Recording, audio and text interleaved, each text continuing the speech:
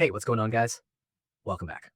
So, Palworld version 1.0.1 is out, and this one is really about cleaning things up after the huge full release update. This is not one of those patches that throws in a bunch of new content and tries to steal the whole spotlight. Instead, it is the kind of update that quietly fixes the stuff that can actually mess with your time in the game, and that makes it a pretty important one. A few of the fixes here stand out right away because they deal with problems players would definitely feel pretty fast. One of them is a save data issue where under certain operations, your save could get discarded when it should not have been. That is the kind of bug that makes people tense up instantly because nobody wants to lose progress in a game where you can sink hours into building, catching, and upgrading everything around you. So seeing that addressed is a big deal. Another fix here is for the burning status sticking around after touching a campfire. That sounds like one of those weird little bugs that might seem funny at first until it starts messing with your character in the middle of normal gameplay. You step near a campfire, you move on, and then the game still thinks you are on fire when you really should be fine. It is the kind of thing that breaks the flow in a way that does not need to happen. So clearing that up is a nice quality improvement. There is also a fix for PlayStation players where a save error could keep popping up when trying to go back to the title screen. That kind of loop is the worst because it does not just interrupt the game.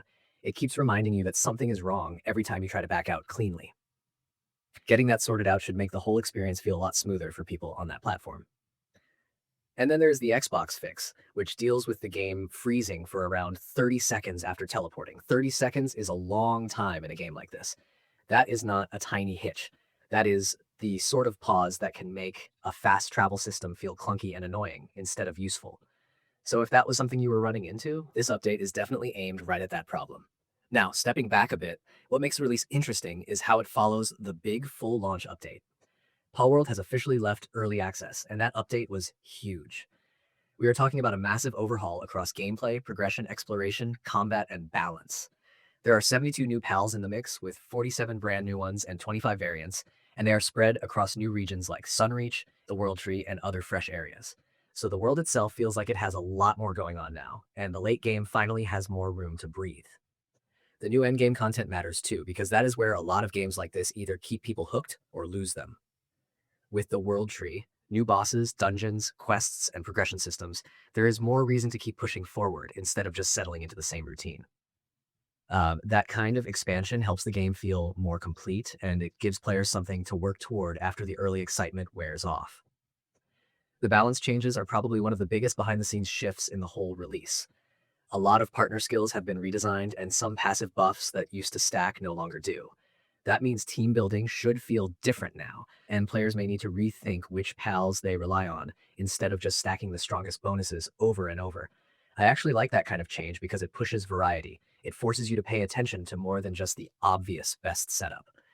Breeding also got a serious rework. The combinations have been adjusted, and the game is now clearly pushing powerful pals further into progression instead of letting players get top-tier results too early. That changes the pace a lot. It means the early game should have more room to matter, and it makes the climb towards stronger companions feel a bit more earned. Combat has been tuned as well, with changes touching weapons, partner skills, enemies, and general battle flow. That is the sort of thing that can completely change how encounters feel, even if you do not notice every single individual tweak right away. Over time, those adjustments add up and make the whole gameplay differently. There are also a bunch of quality of life improvements on top of all that. Better UI, better inventory and management systems, new building options, and various usability upgrades make a game like this much easier to live in for the long haul. Um, and of course, there are performance optimizations, multiplayer improvements, server fixes, and general bug fixes to round everything out. So this update is really about tightening the whole experience and making the big launch content feel more stable. That is the part that stands out to me most. The major release brought the big changes, but this follow-up update is what helps everything settle in. It fixes the stuff that can frustrate players the fastest, and it makes the game feel more dependable across platforms. For anyone jumping back in, this is the kind of patch that makes the game feel a lot better to actually sit with for a while.